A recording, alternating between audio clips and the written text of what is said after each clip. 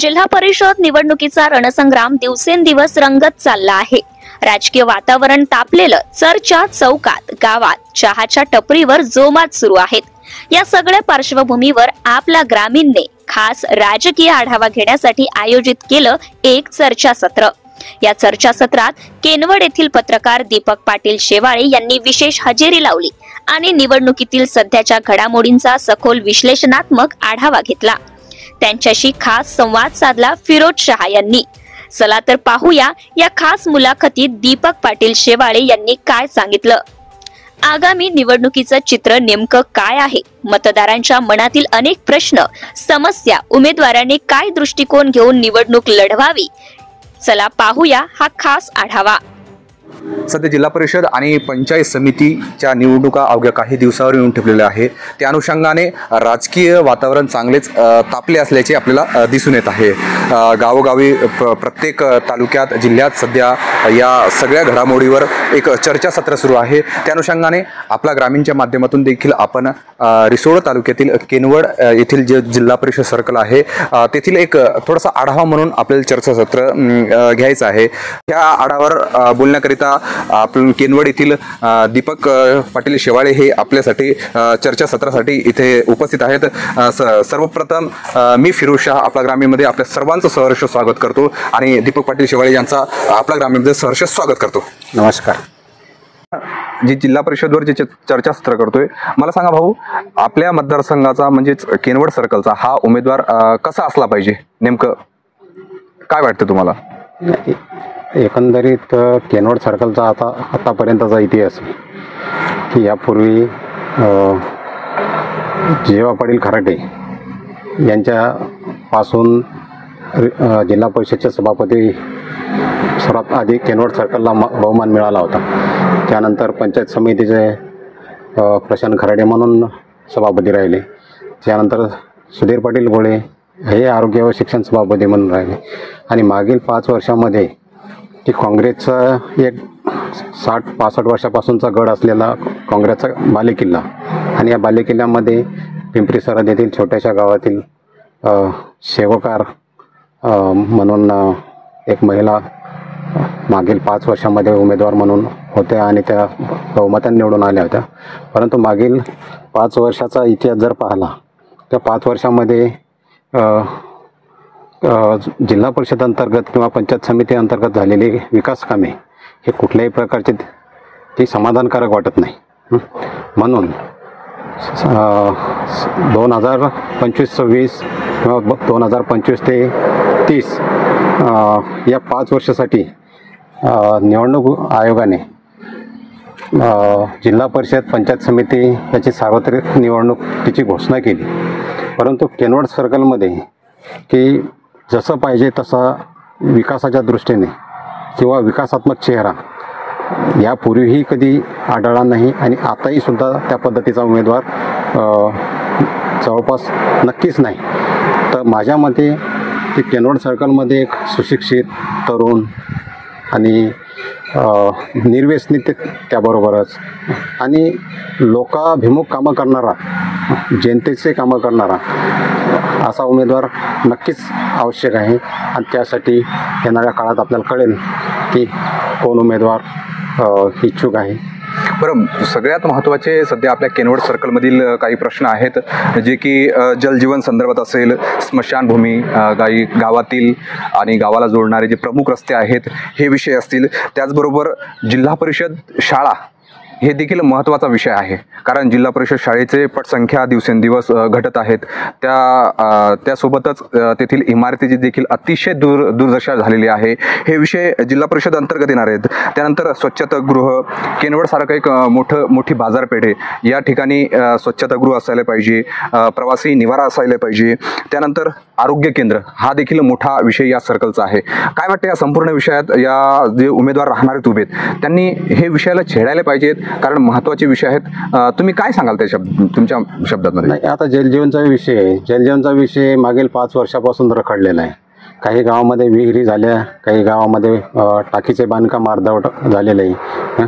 काही गावात चांगले रस्ते असताना तिथं फोडलेले आहेत, तिथं पाईपलाईनचं नियोजन होतं, परंतु ती कुठलंच काम झालं नाही जलजीवनचं. एकीकडं त्यांच्याशी संपर्क केला किंवा जो कॉन्ट्रॅक्टर आहे, हा कॉन्ट्रॅक्टर असेल, ग्रामपंचायत असेल किंवा जिल्हा परिषदचे जे काही सदस्य असतील, यांच्याशी बोलण्याचा प्रयत्न केला तर शासनाकडे निधी नाही.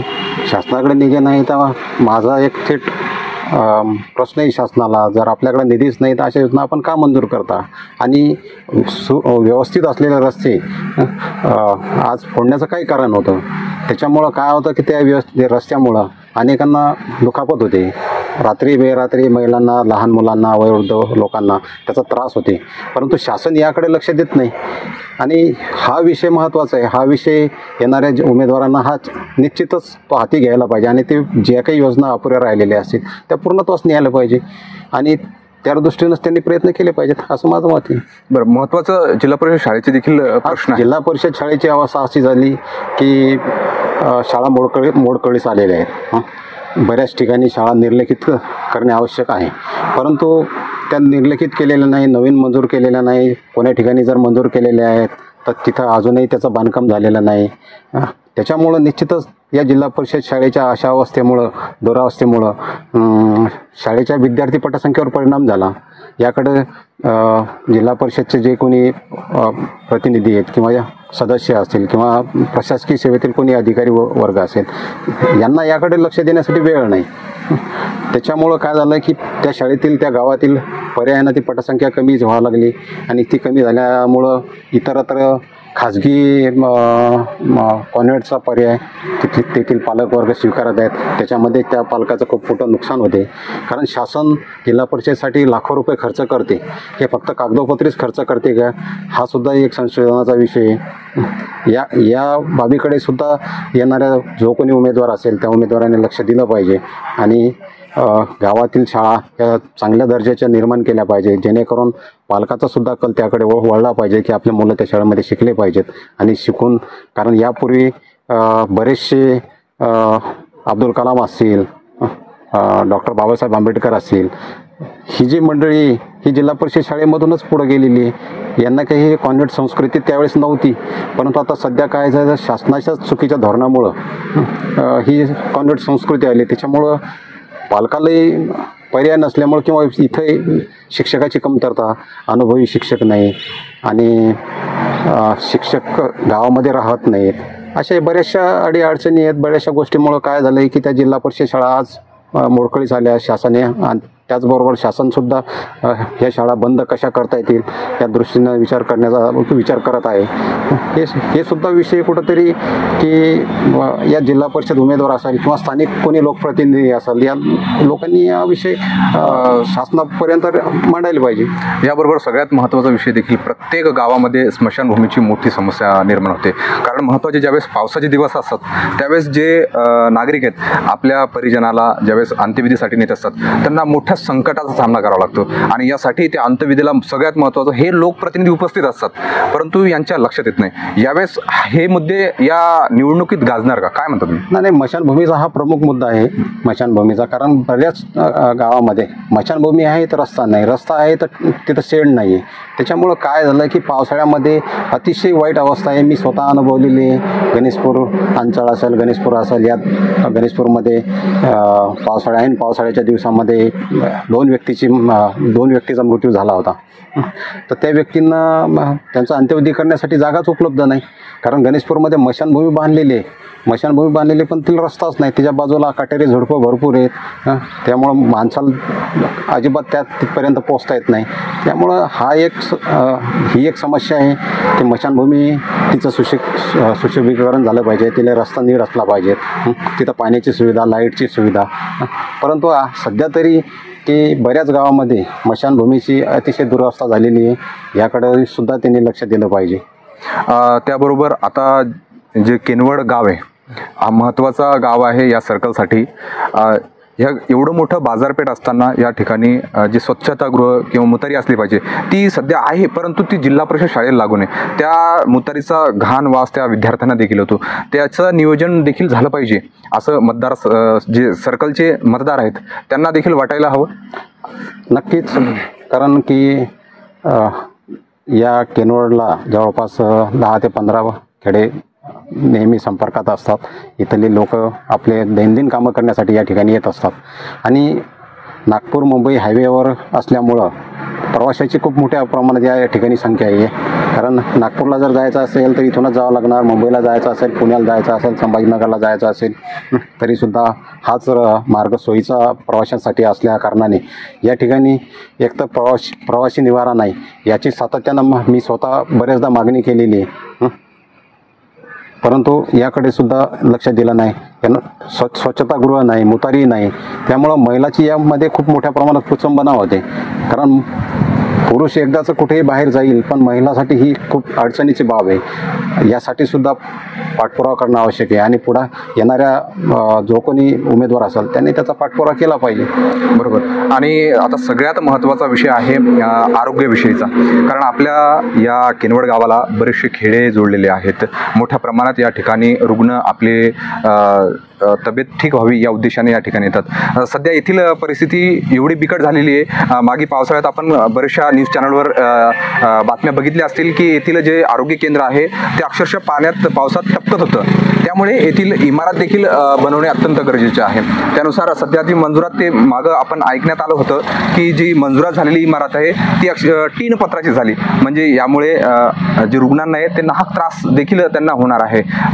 याच्यावर काय आपलं मत आहे? कारण केनवड हे प्रामुख्यानं राजकीयदृष्ट्या, सामाजिकदृष्ट्या आणि वैद्यकीयदृष्ट्या या ठिकाणी सर्वच व्यवस्था असल्यामुळे बँक आहे, प्राथमिक आरोग्य केंद्र आहे, शाळा आहे. त्यामुळं कसं आहे की या ठिकाणी नियमित येणाऱ्याची संख्या खूप जास्त आहे आणि या ठिकाणी PSC प्राथमिक आरोग्य केंद्र या ठिकाणी मंजूर आहे. पूर्वीपासूनच ते अस्तित्वात आहे आणि ते आज मी ते मोडकळीस आलेलं आहे आणि त्यासाठी सातत्यानं त्याचा पाठपुरावा करण्यात आला होता. यावेळेस प्रकाश जावडेकरसुद्धा या ठिकाणी येऊन गेले, त्यांनीसुद्धा त्याची पाहणी केली होती. परंतु प्रकाश जावडेकर हे केंद्रीय मंत्री असतानासुद्धा बरेच दिवस झाले तरी त्या प्राथमिक आरोग्य केंद्राचा प्रश्न हा मार्गी लागलेला नव्हता. परंतु स्थानिक काही लोकांनी त्याचा पाठपुरावा केला आणि ती मंजूर केली. नवीन इमारत ही मंजूर केली, पण ती मंजूर करत असताना शासनानं सुद्धा त्याच्यामध्ये टीन शेड म्हणून मंजूर केलेली आहे. वास्तविक केनवड हे गाव हायवेला लागून असल्याकारणाने या रोडवर नियमित छोटे मोठे अपघात होत असतात आणि इमर्जन्सी सेवा त्या ठिकाणी तात्काळ मिळायला हवी. परंतु त्या प्रमाणात तीन पत्र्याची इमारत ही कुठल्याच याच्यामध्ये बसत नाही. त्याच्यामुळं कसं या ठिकाणी RCCचं पक्कं बांधकामामध्येच इथं प्राथमिक आरोग्य केंद्र निर्माण व्हायला पाहिजे अशी या परिसरातीलच सर्वच रुग्णाची लोकांची अशी मागणी होती. त्या मागणीच्या दृष्टीने आपणही तेव्हा प्राथमिक आरोग्य केंद्राची पावसाळ्यामध्ये पाहणी केली. अक्षरशः छत गळत होतं. छत गळत असताना आपण त्यांच्या निदर्शनास ती बाब आणून दिली. त्याच्यानंतर कुठंतरी त्यांना जाग आली. जाग आल्यानंतर मग काही तात्पुरती डागडुजी त्यांनी केली, परंतु हे तात्पुरतं समाधान नको.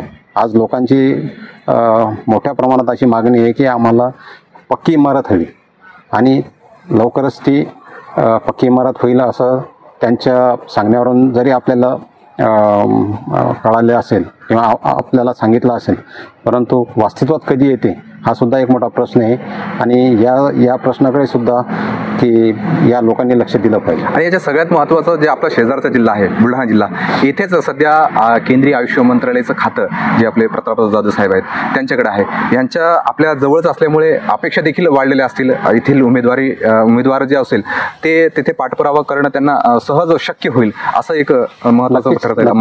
नक्कीच, कारण केंद्रीय मंत्री आपल्या केनवडपासून काहीतरी एक 5-10 किलोमीटर अंतरावर त्यांचं गाव आहे आणि आपल्यातलेच केंद्रीय मंत्री असल्यामुळे आणि त्यांच्याकडे आयुष मंत्रालयाचा स्वतंत्र प्रभार आहे, आरोग्य विभाग. नक्कीच त्यांच्याकडून त्या अपेक्षा वाढलेल्या आहेत, परंतु त्यांच्यापर्यंत पोहोचणंही गरजेचं आहे. त्यांच्यापर्यंत आपल्या समस्या घेऊन जाणारा उमेदवारसुद्धा सक्षम पाहिजे. तसा सक्षम उमेदवार एखादा मिळाला पाहिजे. बरं, सगळ्यात महत्त्वाचं आता सध्या हा काँग्रेसचा गड मानला जातो. हा जो सर्कल आहे, या सर्कलमध्ये अनेक वर्षापासून काँग्रेसची सत्ता आहे, विधानसभेत असो की या सर्कलसाठी असो. तर जे मागचे या पंचवार्षिक असो किंवा आधीचा काळ असो, हवे तसे या भागात कामे झालेले आहेत का, असं काय वाटतं तुम्हाला? नाही, आता काय झालं आहे की मला जेव्हापासून कळते तेव्हापासून, कारण या सर्कलच म्हटल्यापेक्षा की एक मतदारसंघ, कारण गोवर्धन मतदारसंघ होता, त्यानंतर मेडशी मतदारसंघ झाला, मेडशीनंतर आता रिसोड मतदारसंघ झाला. सातत्यानं वर्चस्व काँग्रेस पक्षाचंच आहे, मधातले एक 5-10 वर्ष जर सोडलं तर. परंतु या 50-60 वर्षाच्या काळामध्ये की आज या सर्कलमध्येच नाही, या जिल्ह्यामध्ये किंवा या मतदारसंघामध्ये चालायला रस्ते नाही, शेतात जाण्यासाठी व्यवस्थित रस्ते नाही. आज शेतकऱ्याची अवस्था खूप बिकट झालेली आहे. आणि जे जिल्हा परिषद अंतर्गत रस्ते असतील किंवा आमदार निधीतून जे काही रस्ते तयार होतात, यांचे फक्त भूमिपूजन झाले, मूळ रस्ते झालेच नाही. आम्ही स्वतः 10-12 वर्षापासून बऱ्याचशा रस्त्याबाबत आम्ही पाठपुरावा करतो, पण त्यालासुद्धा यश आलेलं नाही. आणि याच्यामध्ये कुठंतरी राजकीय कुरघोडी, या राजकीय कुरघोडीमुळं काय झालं की त्या सर्वसामान्य लोकांचे प्रश्नही बाजूला पडले आणि नुसतं फक्त ते देखावा चालू आहे. कारण रस्ते असतील, पाण्याची जशी पाहिजे ती सोयी सुविधा नाहीत, सिंचनाच्या सोयी सुविधा नाहीत, शेतकऱ्याचा मोठा जिव्हाळ्याचा प्रश्न आहे. आणि शेतकऱ्यासाठी शासन ज्या योजना राबवते त्या योजनासुद्धा पूर्णत्वास जात नाहीत, फक्त भूलथापा दिल्या जातात. याच्यामुळं काय झालं की केनवड सर्कलच नव्हे तर रिसोड तालुक्यातला मतदार काही अंशी या इथले लोकप्रतिनिधीवर नाराज असल्याचं बरेचदा आपल्या लक्षात आलेलं आहे. परंतु यावेळेस आता जिल्हा परिषद किंवा पंचायत समिती यामध्ये आता मागच्या तुलनेत हा उमेदवार किती सक्षम आहे आणि याच्याकडं पुढचं व्हिजन काय हे पाहूनच लोक किंवा मतदार आता त्यांना मतदान करणार आहे. नक्कीच. आणि सगळ्यात महत्त्वाचं जे सध्या गरीब कुटुंब आहेत त्यांची अपेक्षा असते आपल्या स्वतःचं हक्काचं घर असावं. त्या अनुषंगाने शासन देखील सर्वोत्तरी प्रयत्न करत असते, प्रत्येकाला घरकुल भेटावं. परंतु काही गावचं राजकारण मधात येते आणि जे खरंच गरजवंतू गोरगरीब आहेत त्यांना त्यांचं हक्काचं घर वेळेवर मिळत नाही, म्हणजे त्यांना घरकुल जेव्हा पाहिजे असते तेव्हा मिळत नाही. त्यासाठी या लोकप्रतिनिधींनी पुढाकार घ्यायला गरजेचं आहे का? नक्कीच या लोकप्रतिनिधींनी पुढाकार घेणं गरजेचं आहे, परंतु तसं काही होत नाही. कारण जो आपलाच आहे, आपल्या जवळचा आहे त्यांचाच विचार केला जाते, परंतु खरा मूळ लाभार्थी हा बाजूला ठेवला जाते. त्याचे अनेक उदाहरणं आहेत. आणि त्याचबरोबर मला शासनालासुद्धा एक विनंती करायची आहे की बा 1,20,000 1,25,000मध्ये घर होते का? आणि आज ज्या लोकांना आवश्यकता आहे घराची त्यांच्याकडे 1,20,000 समजा शासन देणार, परंतु उर्वरित पैसा ते कुठून आणणार? उर्वरित पैसा आणायचा असलं तर त्यांना कुठंतरी खाजगी सावकार कर्ज वगैरे काढावं लागेल आणि ते कर्ज फेडण्याची सुद्धा ऐपत त्याच्यामध्ये नाही. परंतु शासनानं सुद्धा याकडे गांभीर्यानं लक्ष दिलं पाहिजे की जेणेकरून 5 लाख रुपयापर्यंत घरकुलाची मदत त्यांनी दिली पाहिजे. 1,20,000 भेटतात, पण याच्यात पण बरेचसे दलाल असतात. आणि याच्यामध्ये आता ग्रामपंचायतपासून आता अशी अवस्था झालेली आहे की ग्रामपंचायतचा सदस्य असेल, ऑपरेटर असेल, ग्रामसेवक असेल, सरपंच असेल, त्याच्यानंतर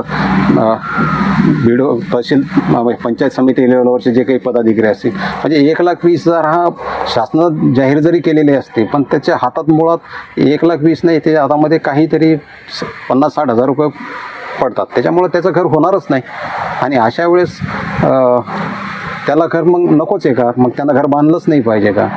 आणि आज शासन ज्याच्याकडे जागा नाही त्यालाही म्हणते की आपण जागा उपलब्ध करून दे, पण अशा जागा इथं उपलब्ध नाही आहेत. प्रत्येक गावामध्ये कसं आहे की लोकांनी अतिक्रमण केलेले, शासनाच्या नजोलची जागा नाही आहे, महसूलची जागा नाही आहे, गावठाण नाही आहे. अशा वेळेस आपण जागा उपलब्ध कुठून करून देणार? आणि त्याच्यासाठी स्थानिक लेवलवर जे काही सरपंच असतील, जे लोकप्रतिनिधी असतील, आणि याच्यामध्ये हे स्थानिक राजकारण याच्यामध्ये जास्त प्रमाणात असल्यामुळं तो खरा वंचित लाभार्थी. असे अनेक प्रश्न सध्या येथील मतदार जे आहेत ते उपस्थित करत आहेत.